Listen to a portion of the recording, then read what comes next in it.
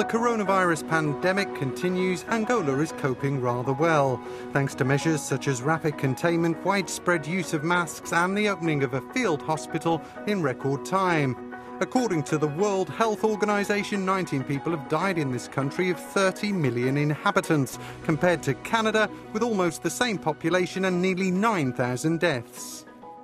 Hello and welcome to this special episode of Business Angola, where you are going to discover how the country is mobilised to safeguard its economy and its attractiveness. We're with Antonio Henriques de Silva, the head of the Investment and Export Promotion Agency of Angola. Some observers say today that your country is the safest in terms of health in sub-Saharan Africa. Do you agree with that? We need to, first of all, to compare ourselves to those that are closer to us and represent similarities in terms of their realities and challenges they are facing. And when we see our reality and how we coped with the situation, we can definitely say that we've been so far successfully. And in a humble manner, we can say that we managed to do this because we follow in an organized way the directions that were given by the government. We took it seriously. Are you proud so far of the work that's been accomplished? I'm very proud of what has been done in Angola during the crisis, but I'm also very proud of what has been happening in Angola for the last 2 years in terms of getting Angola back to track. There is a sense of hope, but through hard work, being honest, and also to make the country get rid of corruption and mobilizing ourselves to the development effort, which is not just a government task, but it's a national task. And entrepreneurs have been particularly innovative in dealing with this crisis and the needs of the country. Watch this report produced by our teams in Angola. We're on one of the largest farms in the country. Due to the containment and abrupt stop of imports, this company has reviewed all its production processes and its distribution chain. Francesca dos Santos Daniel, who manages the company's digital platform, has had to cope with an explosion of demand. During the pandemic, we landed 4,000 new clients. An influx that no one anticipated. However, thanks to the responsiveness of the teams, local demand was satisfied.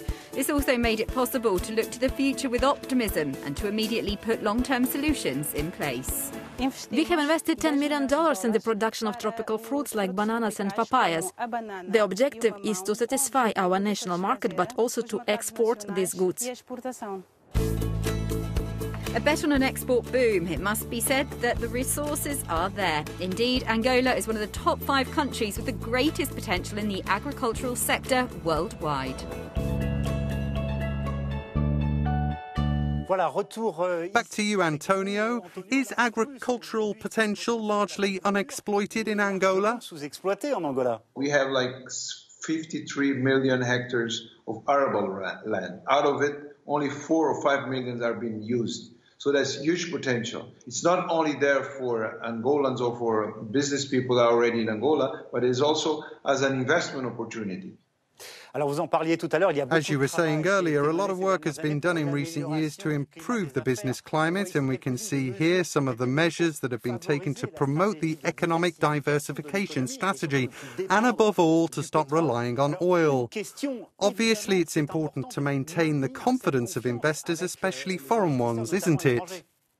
The private sector investors need to come to our country and effectively see that we are not just a land of opportunity, but we are also working very hard in adjusting our institutions and the way we work to those standards that are seen as the good referentials for projects and investment in a country, in an economy.